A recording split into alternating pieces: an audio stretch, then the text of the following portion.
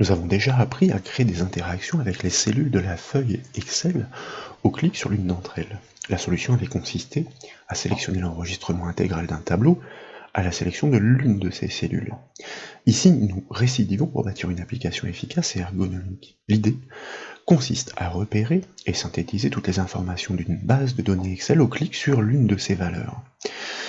Nos travaux vont porter sur une base de données recensant des idées de sortie référencées sur la désignation, l'activité, le département, mais aussi la ville. Dans l'exemple illustré à l'écran, l'utilisateur souhaite par exemple connaître la proportion des hôtels et assimilés. Il clique sur l'une des activités portant cette mention. Et instantanément, comme vous pouvez le voir, tous les champs correspondants ressortent explicitement. Ils sont dynamiquement repérés. Dans le même temps, une synthèse numérique est livrée sur la droite de la base de données. Pour amorcer la conception, nous avons tout d'abord besoin de réceptionner les données à manipuler. Comme toujours, ce classeur est offert au téléchargement depuis le site bombache.fr. Nous débouchons donc sur l'unique feuille de ce classeur offrant cette base de données que nous avons présentée. Elle est relativement riche. L'extension de ce fichier XLSM n'est pas anodine, elle permet la gestion des macros et notamment du code VBA. En effet, sur une feuille Excel, le recalcul automatique des cellules est enclenché à la moindre modification repérée. Mais ce phénomène ne se produit pas au changement de sélection. Et c'est bien sûr sur cet événement que nous souhaitons produire les repérages et statistiques. Nous devrons donc glisser une ligne de code triviale générant cet événement. Sur la droite de la base de données, nous l'avions déjà repéré, vous notez la présence d'une petite zone de synthèse. Elle doit renforcer et synthétiser le repérage dynamique. Elle doit d'abord rappeler le contenu exact de la cellule cliquée, puis elle doit indiquer le nombre de résultats strictement identiques dans la base de données, et ceux contenant la valeur demandée. Un clic sur une cellule est considéré comme un changement de sélection, et cet événement est précisément géré par VBA, si tant est que nous en fassions la demande. Très simplement, nous allons générer la procédure permettant d'actualiser les calculs au clic de la souris. Dès lors, tous nos travaux se concentreront sur la feuille et les formules. Il s'agit de l'unique intervention du code VBA, au demeurant fort discrète, comme vous allez le voir. Et pour débuter, je vous invite à réaliser le raccourci clavier Alt F11 afin de basculer dans l'éditeur de code Visual Basic Excel. Sur la droite de l'écran, nous allons ensuite double-cliquer sur l'élément feuille 1 BD sortie, c'est-à-dire la feuille de notre base de données si d'aventure elle n'était pas déjà active. Et puis, en haut de la feuille de code, je vous invite, vous voyez qu'ici elle existe déjà, à déployer la liste déroulante pour constater que les propositions ne se bousculent pas à ce stade et sélectionner l'objet worksheet, ce qui a pour effet de générer la procédure événementielle worksheet selection change. Son code doit se déclencher à chaque changement de sélection, en d'autres termes, à chaque clic sur la feuille. Et entre les bornes de cette procédure, nous allons donc ajouter effectivement une instruction VBA triviale qui fait appel à l'objet application, point, pour appeler ses méthodes et propriétés, et donc à sa méthode calculate. La méthode calculate de l'objet VBA application force le recalcul de toute la feuille. Dans cette procédure événementielle, ce recalcul est donc désormais ordonné à chaque clic. Nous pouvons enregistrer ces modifications, bien entendu, et poursuivre. Pour la construction du format dynamique et des calculs de synthèse, grâce à l'événement désormais géré, nous devons être en mesure de prélever les coordonnées de la cellule active. De cette manière, nous serons capables de pointer son contenu pour le comparer avec celui de toutes les cellules de la base de données. La fonction Excel adresse renvoie ces coordonnées en fonction d'un indice de ligne et d'un indice de colonne, respectivement passés en premier et deuxième paramètre. Et pour lui transmettre les indices de la cellule active, car cliquer, nous devons exploiter la fonction Excel cellule. Cette dernière, selon le paramètre qui m'est transmis, retourne l'information qui lui est demandée. Pour le prouver, je vous propose tout d'abord de fermer l'éditeur VBA Excel afin de revenir sur notre feuille de base de données et sélectionner par exemple, arbitrairement, la cellule G8 dans laquelle nous allons faire un essai avec cette fameuse fonction adresse qui retourne les coordonnées d'une cellule en fonction donc d'un indice de ligne et de colonne, mais nous souhaitons lui passer les indices de la cellule active. Donc, en premier paramètre, nous exploitons la fonction cellule. Nous allons lui demander, grâce à l'argument ligne de retourner l'indice de ligne de la cellule active pour le passer en premier paramètre de la fonction adresse, et nous allons faire de même en deuxième paramètre toujours, donc avec la fonction cellule, mais en lui demandant cette fois l'indice de colonne de la cellule active. Ensuite, nous pouvons effectivement valider ce calcul avec par exemple le raccourci clavier CTRL-Entrée. Et puis, après validation, donc, eh bien, pour l'instant, le calcul retourne les coordonnées effectivement de la cellule active. Nous pourrions choisir une autre cellule en cliquant par exemple sur D6 instantanément, et grâce à cette procédure événementielle VBA, la fonction retourne désormais les nouvelles coordonnées de la cellule cliquée, en l'occurrence D6. Mais pour des résultats statistiques, et pour les besoins des comparaisons, nous avons besoin de connaître le contenu de cette cellule, et non ses coordonnées. Pour cela, comme vous le savez, nous devons exploiter la fonction Excel indirecte. Et pour preuve, si nous revenons sur notre calcul, afin de le modifier, par exemple depuis sa barre de formule, eh bien nous allons encapsuler notre calcul dans la fonction indirecte, donc nous ouvrons la parenthèse, et nous la fermons à la toute fin de la syntaxe, et nous pouvons valider avec le raccourci clavier CTRL-Entrée. En validant le calcul par ce raccourci, effectivement, nous conservons la cellule active, et de fait, Excel nous informe de la présence d'une référence circulaire. Le calcul ne peut être opéré dans la mesure où il attend le résultat de sa propre cellule, mais dans la construction des résultats à suivre, cette mésaventure ne se produira plus. Donc, eh bien, nous cliquons sur OK pour valider, et cette fois-ci, en recliquant sur la cellule D6, comme vous le remarquez, nous obtenons bien le contenu restitué de la cellule ainsi pointée par l'imbrication des fonctions indirectes, adresse et cellule. Maintenant que les présentations sont faites, nous souhaitons offrir des résultats ergonomiques et faciles à interpréter. Dès lors que l'utilisateur clique sur une cellule, nous souhaitons surligner toutes les cases portant la même mention. Par exemple, un hôtel-restaurant est bien un hôtel, il s'agit aussi d'un restaurant. Pour réaliser des comparaisons proches, nous proposons d'exploiter la fonction Excel cherche. En premier argument, en guise d'information cherchée, nous devons lui transmettre le contenu de la cellule cliquée. Il s'agit donc du calcul que nous venons d'éprouver en cellule G8. En second argument, nous devons lui transmettre le texte dans lequel la recherche doit être opérée. Ce texte concerne chaque cellule de la base de données à passer en revue tour à tour, et pour cela il suffit de bâtir une règle de mise en forme conditionnelle. À chaque fois que la fonction cherche renverra une valeur positive, la case concernée sera dynamiquement révélée.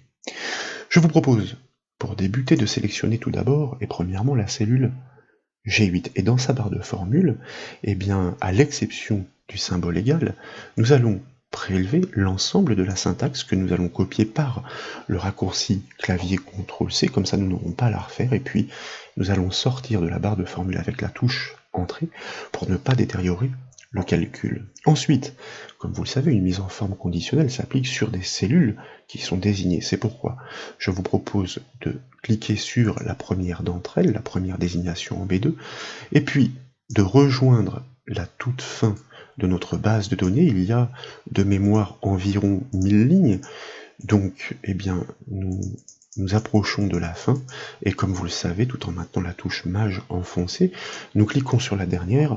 De fait, nous incluons dans la sélection toutes les cellules qui sont comprises entre la première désignée et la dernière. Dans l'enchaînement, dans le ruban accueil, plus précisément dans la section style, nous pouvons cliquer sur le bouton mise en forme conditionnelle.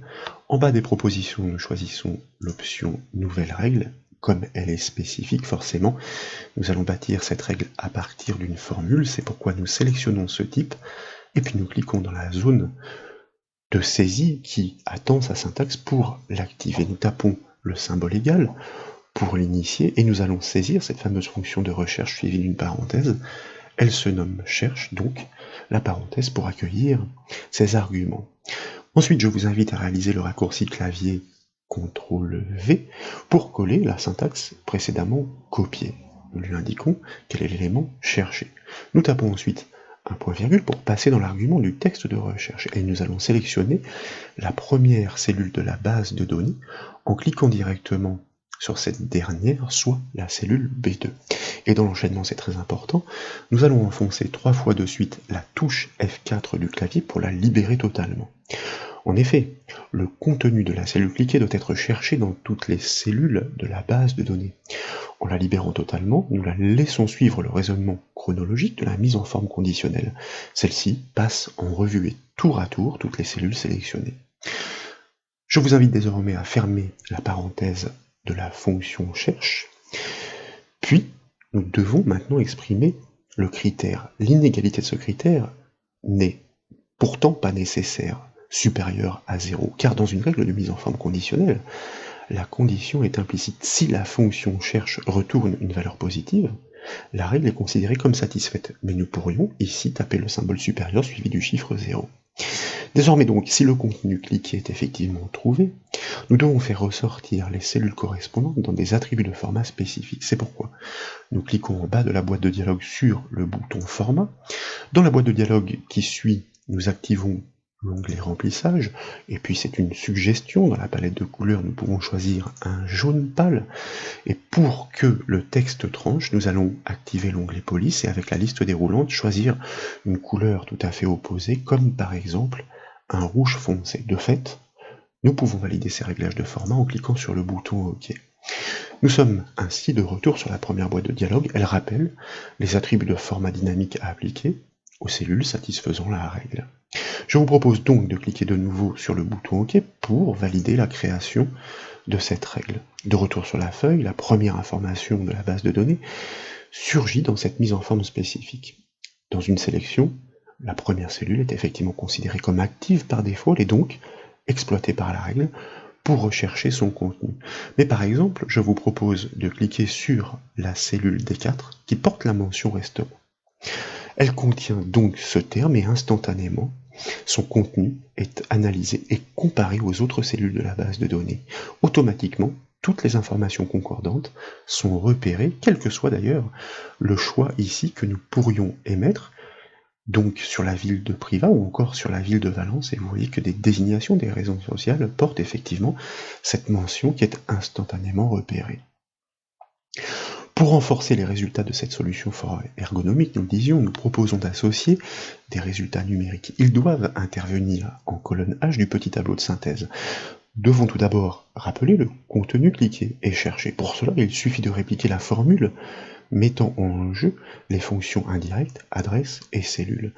Pour les dénombrements qui suivent, la fonction nb.si est tout à fait appropriée. En premier argument, nous devons lui passer la plage de cellules sur laquelle le dénombrement doit être réalisé, il s'agit des cellules de la base de données, et en second paramètre, nous devons lui indiquer la valeur à y chercher. Ce deuxième argument doit donc faire référence au contenu cliqué. Et bien pour commencer, je vous propose tout d'abord de sélectionner effectivement la cellule H2, et puis si d'aventure vous avez toujours en mémoire la syntaxe précédemment copiée, vous pouvez la coller, puisque je vous rappelle qu'elle permet de restituer le contenu exact grâce à l'imbrication des fonctions indirectes adresse et cellule de la cellule cliquée. Formule donc que nous pouvons valider avec entrée de préférence, car souvenez-vous, avec le raccourci CTRL entrée, eh bien, nous avons affaire à une référence circulaire, puisque eh bien, la cellule attend son propre résultat pour générer le calcul. En cellule H3, nous devons donc trouver toutes les correspondances exactes. C'est pourquoi, eh bien, nous initions le calcul avec le symbole égal. Nous appelons notre fonction de dénombrement conditionnelle nb.si. En premier argument, nous le disions, nous devons définir la base de données. Donc, nous cliquons sur la première cellule, et puis avec la touche maj du clavier sur la dernière, nous obtenons la plage B2E998. Point virgule, en deuxième argument, nous devons lui indiquer quel est le critère à comptabiliser sur cette plage de cellules. Ma foi, il s'agit du critère que nous avons restitué juste au-dessus, qui sera beaucoup plus parlant lorsque nous aurons effectivement sélectionné une cellule de la base de données. De fait, nous pouvons fermer la parenthèse de la fonction nb.si, valider le calcul avec la touche entrée du clavier, ignorer, comme toujours et pour l'instant, cette alerte d'erreur due à ces références circulaires, et pour obtenir une correspondance statistique proche sur ces résultats de recherche, nous allons de nouveau, bien entendu, exploiter notre fonction nb.si. D'ailleurs, et pendant que j'y pense, je vous propose de tout simplement prélever dans un premier temps la syntaxe précédente, et puis pour la nouvelle cellule, donc H4, de la coller dans un premier temps, ainsi nous n'aurons pas à resélectionner notre plage de cellules qui désigne la base de données, et comme je vous le disais, pour une correspondance proche, nous allons utiliser le symbole de l'étoile entre double cotes que nous concaténons à la valeur cherchée, à comptabiliser, que nous concaténons elle-même grâce au et commercial, toujours avec le symbole de l'étoile. Cette syntaxe signifie que nous cherchons à connaître le nombre d'éléments qui contiennent l'information cliquée par l'utilisateur, donc, et recherchée dans cette fonction nb.si que nous pouvons valider avec la touche entrée du clavier, comme toujours, ignorer, bien entendu, le message d'alerte. Désormais, si nous cliquons sur la valeur restaurant pour l'activité, vous remarquez, nous l'avions déjà constaté que toutes ces données sont repérées instantanément et visuellement dans la base de données, mais que dans le même temps, nous avons notre synthèse numérique qui surgit donc au clic sur la valeur. Elle démontre qu'il y a plus de résultats proches que de résultats stricts. En effet, il y a des hôtels, restaurants, ainsi que des restaurants, parfois des activités qui portent effectivement cette mention dans leur raison sociale, et si nous cliquions sur l'activité hôtel, instantanément repérée, nous avons effectivement la synthèse numérique pour une solution tout à fait efficace et ergonomique qui surgit encore une fois au simple clic de la souris. Voilà donc pour ces démonstrations, j'espère qu'elles vous ont plu. Si c'est le cas, comme toujours, je compte sur vous pour mettre un petit j'aime à la vidéo. Et comme vous le savez, vous pouvez retrouver toutes les autres formations sur le site bombache.fr. Je vous remercie.